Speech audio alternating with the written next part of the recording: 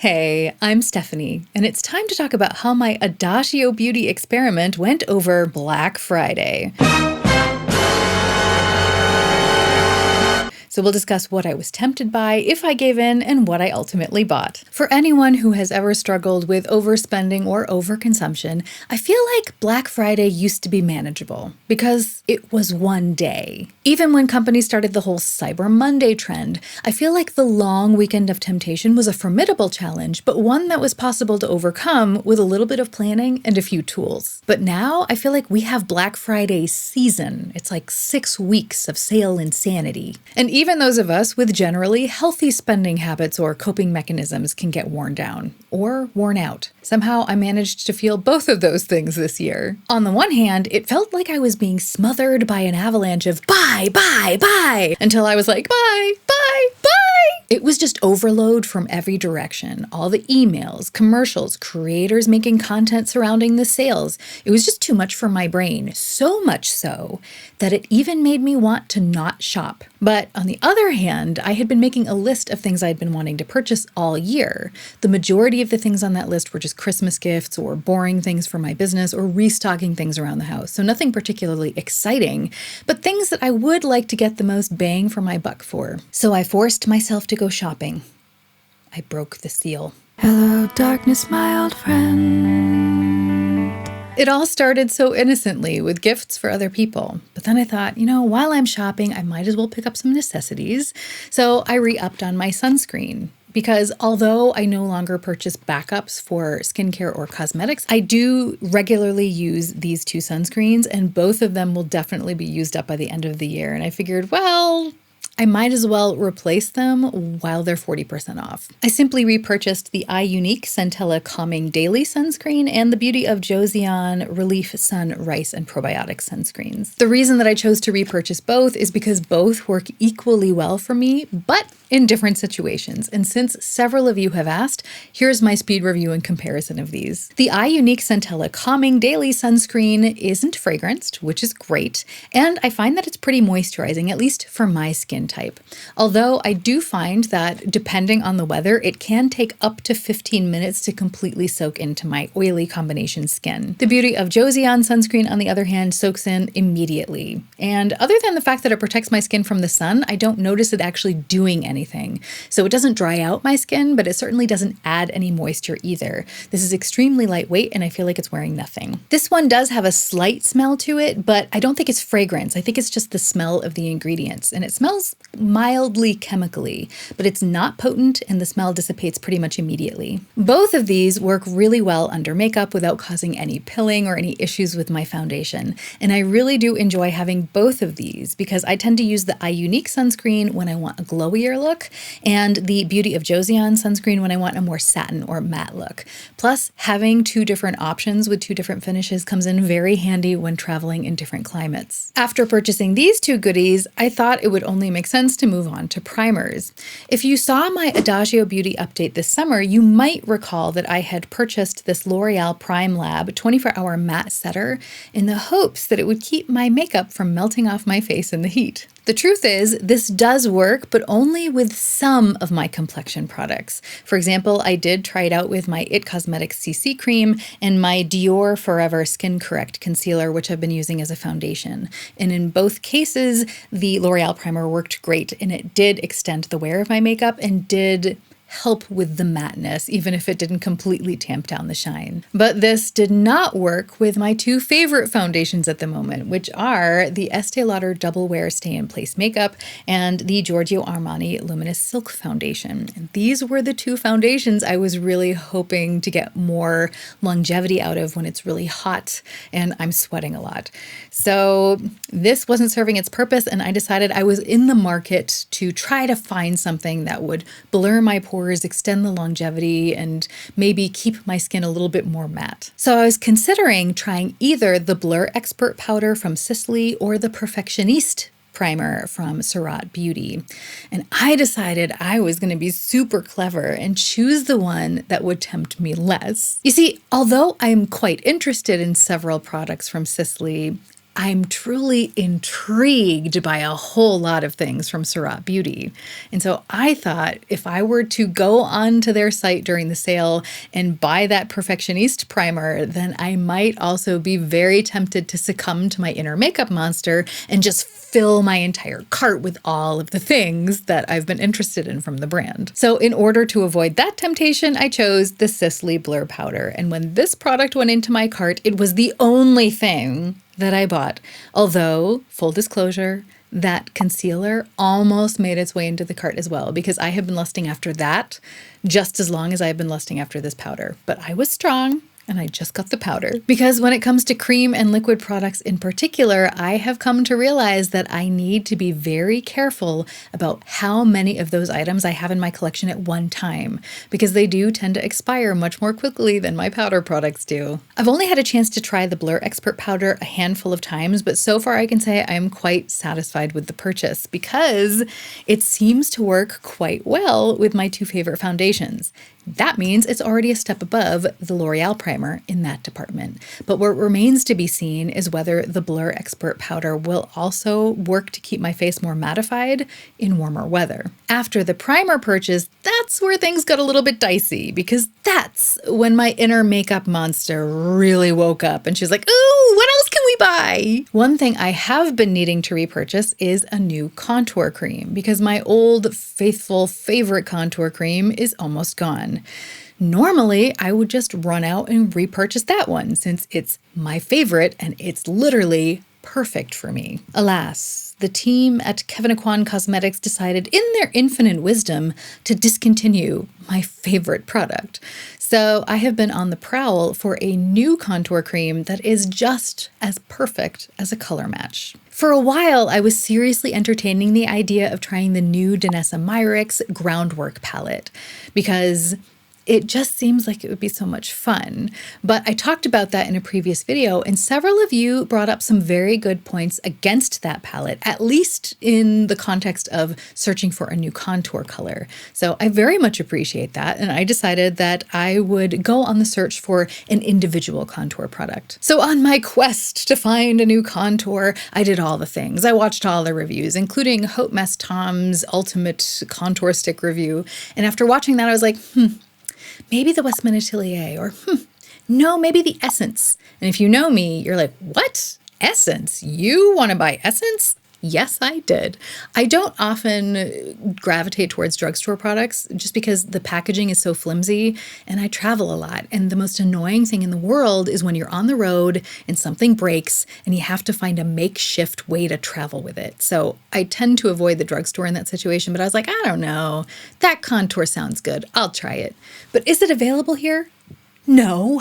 So I couldn't find that contour. My search continued and I ended up being able to swatch a couple of things in person, but they were all either way too cool or they looked like a bronzer on me. But time is of the essence because my contour cream is almost gone. I am using it so sparingly, and yet I still see more and more pan every day. And as a project panner, you'd think that that would make me like filled with joy, but no. I'm like, oh no, I haven't found a new one yet. And I realize contouring is out right now, but not for me. In fact, I think it might be my favorite aspect of applying complexion products at all. So I always want to have a cream contour and a powder contour at my fingertips at all times. The reality is, I should have started looking for a replacement much sooner, but I was so intent on being a good little doobie and not purchasing backups or doubles of things, especially creams. But I waited too long, and my makeup monster, she got me. Kevyn released a new line of contour creams. I can only assume to replace my old favorite. But you know what? I assumed I've had so much luck with that line in the past, I'm gonna go for it. I'm gonna get one, despite the fact that I have never seen nor swatched one in person. Makeup monster. So I read descriptions, studied online swatches in Studio Light and Natural Light, and watched all the reviews, and then I chose this in the shade Tone. The Kevyn contour sticks have 9 grams of product, which is pretty generous for a contour stick. The packaging is substantial. It's got magnets, and it's lovely, as is the formula, but this color, is a bronzer on me. And it's a lovely bronzer. I just don't need another cream bronzer right now. And unfortunately, in this part of the world, you cannot return makeup, which means I'm stuck with this. So this little guy is going to have to fight for its survival in my collection because I don't want to have too many cream bronzers at once. This one will be going into my panning for gold project. But the clock is ticking. I feel like I can watch my poor contour cream just evaporate before my very eyes.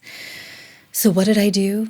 The smart thing? Wait until I had time to get to a store and do some in-person swatching to find the perfect match, even though my original contour cream would probably be all gone by then? Of course not. It's Black Friday, and my makeup monster was ravenous. So I purchased this contour stick from Kiko Milano, also with 9 grams, so also on the more generous side. The packaging on this one does feel a little bit flimsy, but I think it's sturdy enough to get the job done. The formula is quite nice. It has like a soft satin matte finish, which is perfect for contour. The color is cooler in tone than the Kevyn Aucoin contour stick, but it's still a bronzer on me. I wouldn't think it by looking at it in the packaging, and even when I first apply it to my face, but the second I blend this out, it warms right up and it turns into a bronzer. At this point, I had given up on finding a cream contour online, and I just went about making my more utilitarian purchases. So software for my business, Christmas gifts for friends, the Huda Beauty Pretty Grunge palette for the stage. Oh, I'm sorry. Did I just call an eyeshadow palette a utilitarian purchase? Well, in this case, it actually is. It's both a utilitarian purchase and one that makes my heart go all aflutter. How exciting! I have been trying to streamline my smoky eye options for weeks, basically ever since I heard that Natasha Denona was releasing her Xenon palette and Huda was releasing her Pretty Grunge palette, because I have a very specific vision for how my stage smoky eye should look, and it was making packing kind of a nightmare for me because it meant that I would be packing 3 to 5 different palettes and potted products just to get the look I wanted. But that's no longer a problem because the Huda Beauty Pretty Grunge palette is the smoky eye palette to rule them all. It's perfect for traveling because I can easily create daytime looks with the colors in here, but I can also amp up the drama as much as I need to with smoky eye colors that genuinely suit my skin tones and in exactly the finishes I wanted. Although the Natasha Denona I Need a Nude palette is technically higher up on my wish list, I decided to purchase the Pretty Grunge palette first, just because it solves a more immediate problem for me, and thus seemed like the smarter purchase at the time. Technically, I guess I could have gotten both, but honestly, I'm really enjoying this Adagio beauty approach to purchasing less items at once and less things in general, just because it gives me so much more time to really delve into discovering the details and enjoying the new goodies I get. For instance, because I only have this one new toy to play with when it comes to eyeshadow, I had time to play with every single shade in here several times over, including the eye gloss. Now, I have oily deep set hooded lids, so normally I wouldn't touch an eye gloss with a 10-foot pole because I have so much makeup. Why would I even bother with that?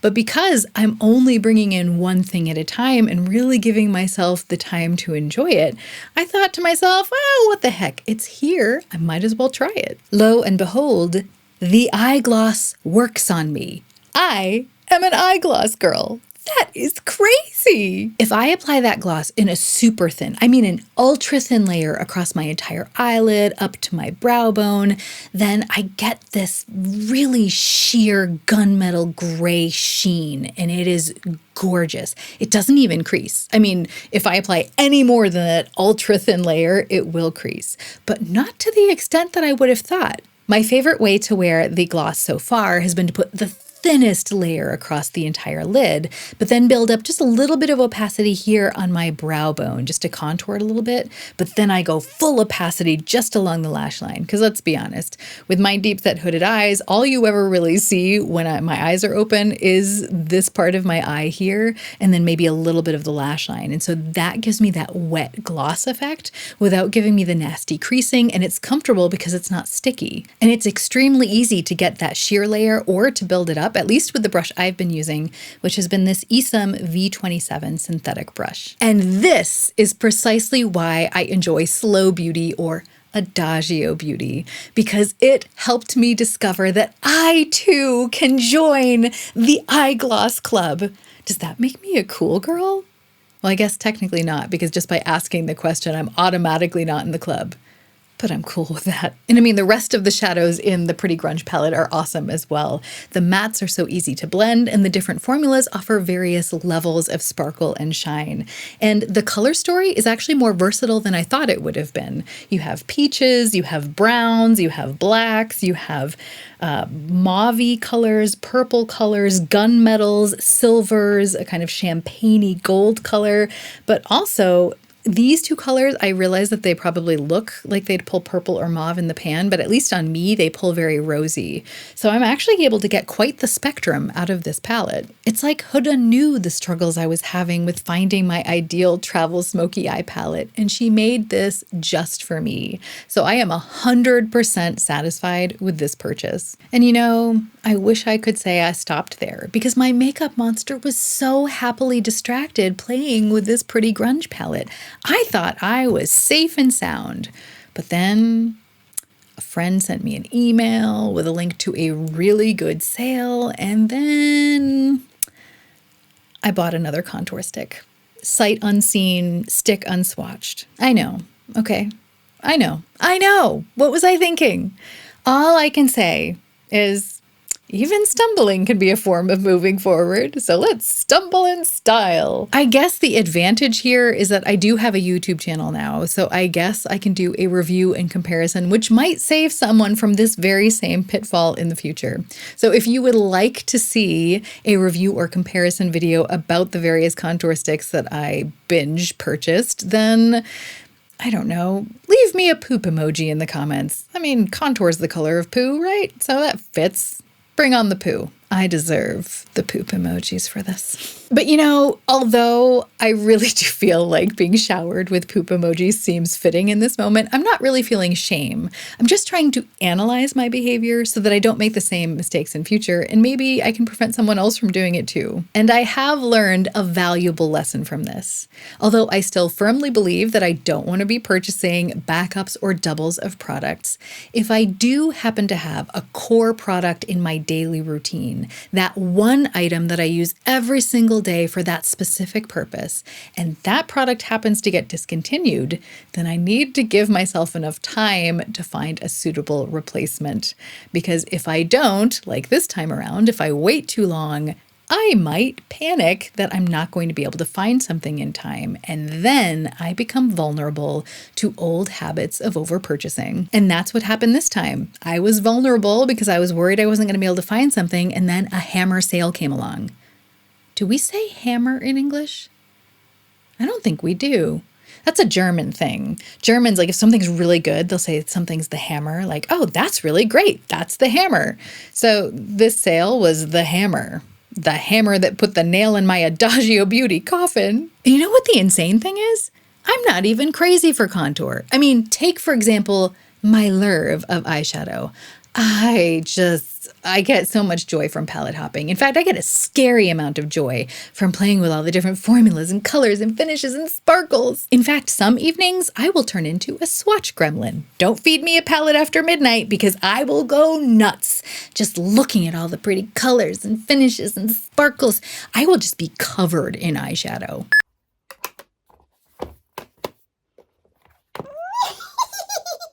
But when it comes to contour, if I just have one great product, that's really all I want. You know, I had been very happily living with this one and only contour product for years, never wishing for another, better, different contour because this was the perfect one for me and the only one I wanted. But as the pan in here grew, so did my panic because once this product was discontinued, I didn't have a suitable replacement. And that panic led to scarcity mindset, which is what opens me personally up for overpurchasing. And once Black Friday came, that was just the perfect storm. And I think that's what triggered it all. So here we are, learning my lesson, but it's all part of the Adagio beauty journey. And I'm really glad that I'm giving myself the time and the energy to devote to figuring out why I sometimes make these stumbly decisions so that I can maybe make some better ones that make me happier in future. But I know that a lot of you are on similar journeys, so I have to ask, did anyone else get overwhelmed by any hammer sales, or were you like a cool cucumber through it all? Please let me know in the comments. If you enjoyed this video, please like, subscribe, all that jazz. But even if you don't, I hope you have a great week, and we can all remember that even stumbling can be a form of moving forward. So let's stumble in style.